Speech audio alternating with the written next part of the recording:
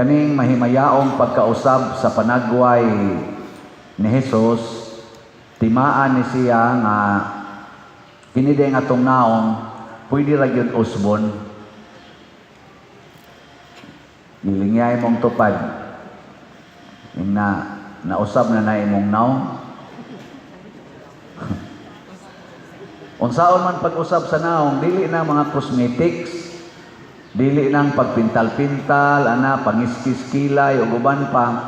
Kaya na may uban, dako kay gastos ilang naong, pero ni samo tinuod kabati. Kaya ba mga, di ba na yung mga tao nga di ka ganahan mo tan-aw sa naong?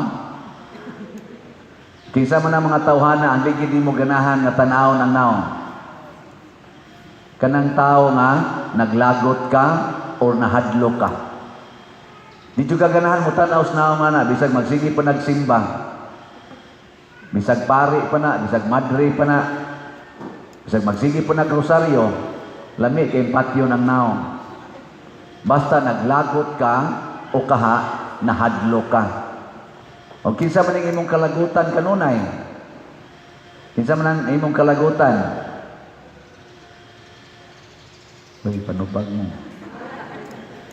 Kinsa ba'y inyong kasagaran kalagutan kanang musupak sa imong gusto?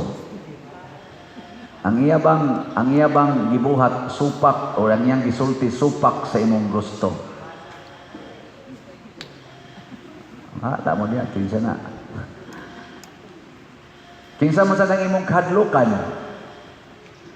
Kinsa man ang murag mahadlok yung ka? Kana sang tao nga taas og authority nimo unya iyang ipamugos ang iyang gusto. Muna si Jesus ang iyang naong mingdanag kay una sa tanan dili siya kalagutan sa kadaghanan. Naipipila maglagot pero ang kadaghanan dili maglagot niya. Nganuan, tungod kay si Kristo ang iyang gipuy-an nga kinabuhi sa paghigugma. Siging higugma. Kanang tao nga magsigig higugma, jute ra gyud maglagot ana. Daghan yun ang malipay. Pero nagya po'y maglagot, pero jute ra. Katura sa mga yawanon kayo. Katog yung yawa yung kistanan ba? Moro gani maglagot, pero kanang yawa-yawa lagamay. Kanang medyo-medyo, minus-minus o pagkayawa. Madali nas gugma. Kanabita mga babae, maldita kayo. Niya sige, higugma sa mga laki. Madugay, matukhangan yun. Nga naman, madali gawin. Anang gugma, powerful kayo na. Kinsan nyo din ang magsigid og higugma bisas mga palahubog o sa mga sugarol o sa mga musuyok. Mahigugma gyapon mo, tasang kamot. Pulos-pulos yun mga yawanon dahil din. Kamong nanimba ba, pulos-pulos yawanon. Kasi Kristo, mga palahubog, mga sugarol, mga prostitutes, mga kawatan, mga andakiro, iya yun itong higugma. Tanan yun. Motong yang naong idanag. Kay kanabitang tao nga ma-inlove. Tanawa rin ko ninyong naong anang tao nga ma-inlove. Kung sa may naong? Kanang gaan inong atong term gani ana blooming kay naong nya kanang tao nga wa ma-inlove subo glooming ngit og naong ba ilay na sang lingi ako hili ko paling-ilingi sa inyong kilid kay para dili mo tikig inyong liog aron kibaw mo nga community ta sige lingi ana sa dimong tupad ang di mo lingi wa mahigugma. Nilingi ako na imong tupad niya, ingna ko no, tanaw ni mo sa akong naong, blooming or glooming? Blooming? Di man ka ikay makasulti ni mo anak, ka na imong tupad. O na makasulti. Kamo mga asawa, iguli ninyo sa inyo, waron din inyong bana ba? Karagaran ni mga babae, mga asawa, mamugnaw. So ay ko no, pangutan na inyong bana, tanaw ni mo sa akong naong, darling, kanang kuan, glooming? Di ba mo ingon na, tamparuson, tanong ka niya. Pero mao gina siya unta gugma Nya ang sunod nga gipuy-an ni Kristo nganong dili siya kalagutan, di sad siya kahadlukan tungod kay sige siya ampo. Ampo ba? Kanang ampo mga igsoon dili nang pagrosaryo lang nga nibaga na ng imong tuhod diha, di na madutlan og kutsilyo ng kubal sa imong tuhod sa siging ampo. Nya kusmod lang ya pugnaw. Daghan sigig ampo, kusmod lang ya pugnaw. Sorry ha, ako lang mong isgutan. Nagsulob mo mga bronda, nindot kay mo tan-aon, murag balaan kay mo naon. Pero kusmod imong naon, magduda kita. Ang uban pag ani, o pakatangtang sa bronda. Nang libak na. Pari pagigilibak. Tandi malasa. O na ha? Unsab din ang ampo. Ang ampo para ni Kristo mao ang pagsurrender sa atong kaugalingon ngadto sa amahan ug ang pagtuman siyang kabubuton dili ang atong kabubuton mo'y tumanon. Mao na ang iyang pagampo nga gitudlo nato nga mo'y pattern sa tanang pagampo kanang amahan namo naa ginadihas gaunang mga kaakuhan matuman ang imong pagbuot dinhi sa yuta maingon sa langit. Maminaw kita sa pagbuot sa Ginoo, dili ta magsigig diktar sa Ginoo. Ako bitaw dinhi, di man ta ko ganahan mo balhin dinhi. Kay dako pa kay kog utang dito sa akong project na kumbinto dito sa San Vicente. Nya kay ang obispo ning kuan man gyud ning desisyon man na ibalhin gyud ko dinhi dol-dol ra man sa San Vicente sa Liloan. Akong gidawat niya akong gipamalandungan ningon ko, Lord, unsaon man nina akong 70 million. Siya, padayon lag baligyag sila. Total, ang kanang naminaw nimo, wa man na diha sa San Vicente, tuwa mo sa na dito sa Compostela. Karon sa una, maminaw sila. Karon mo tanaw na sila nimo.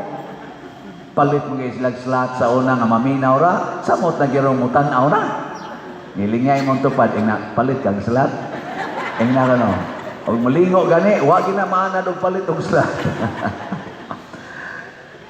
Unya sad dito sa San Vicente, 15% raman sila sa total nga namalit og slots nga nakahimo mig projects nga ni worth og more than 300 million pesos.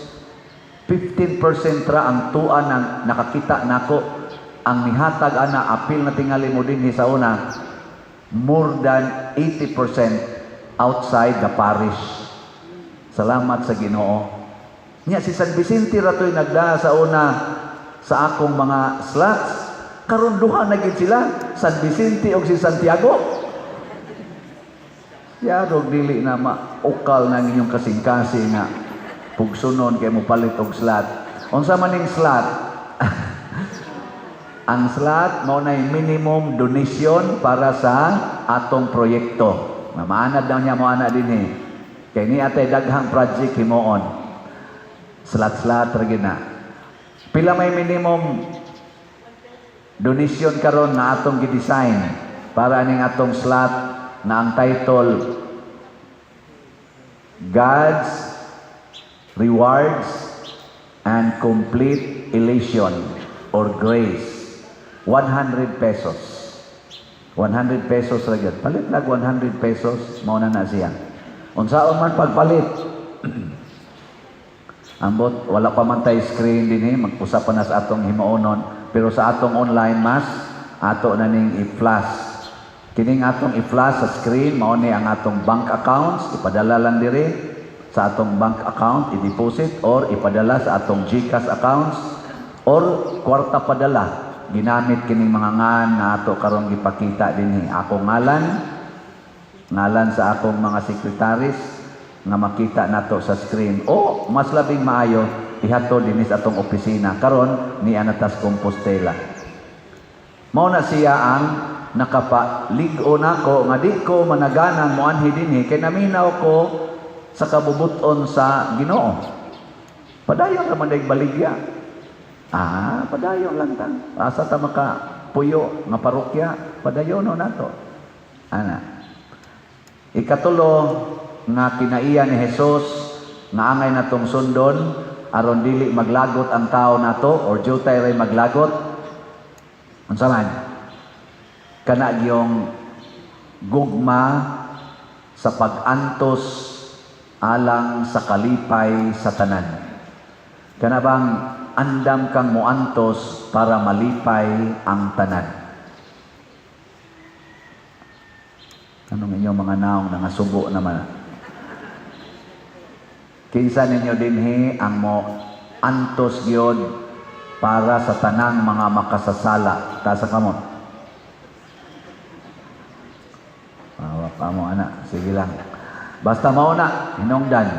Sige siyang higugma sa Hesus, sige sad siyag ampo ug sige antos para sa tanan. Ang iyasang sugo nato, love, the greatest commandment, love your neighbor as yourself.